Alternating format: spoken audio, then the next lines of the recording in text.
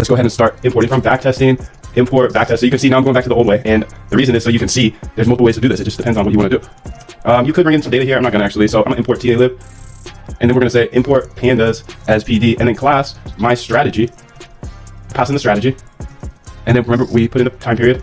Well, I was going to say, remember we init, but I got to let myself. We got to init it. So init is the thing that runs one time at the start. And we'll say self.macd, self.signal, self.hist equals self.i. We'll pass in talib.macd, and then self.data.close. Is that going to work though? It doesn't look like it's highlighting. So maybe it won't work, but self.i, talib. Let's go ahead and say self.adx equals self.i, talib.adx. Hopefully this one works. No, it didn't highlight, but we'll see later. Self.data. I might just need to update my talib. Hi, self.data.low, self.data.close. And then we'll say time period equals self.time period.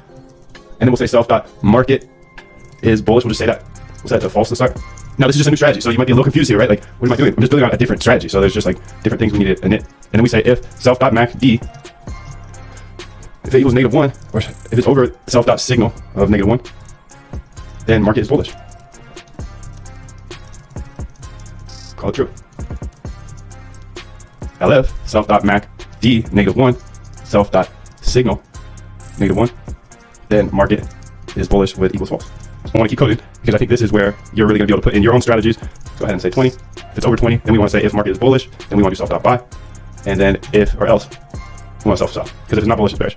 And we want to pass in the data. So let's just go ahead and grab this data here.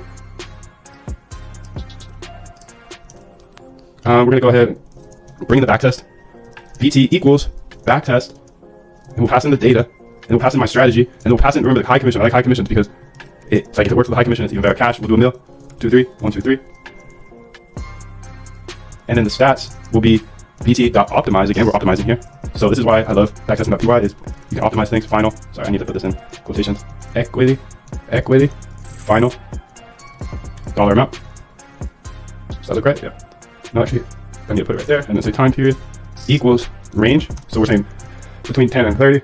I messed something up here. Sorry. I think that is not supposed to be here. This little bracket, 5. And I don't know what this bracket's doing there. Okay, cool, that looks good to me now. And then we'll go ahead and say print stats, so we can see the stats. And then we see bt.plot, so we're plotting it. Let's run it. This is gonna take a while actually. Oh no! We had a little error somewhere. Too many candlesticks to plot. Okay, so it's not an error, it's just not gonna plot it for us. But we can see the final equity is, okay, the return percentage is 9,000%, which is awesome. But if you look at the buy and hold, it's not better.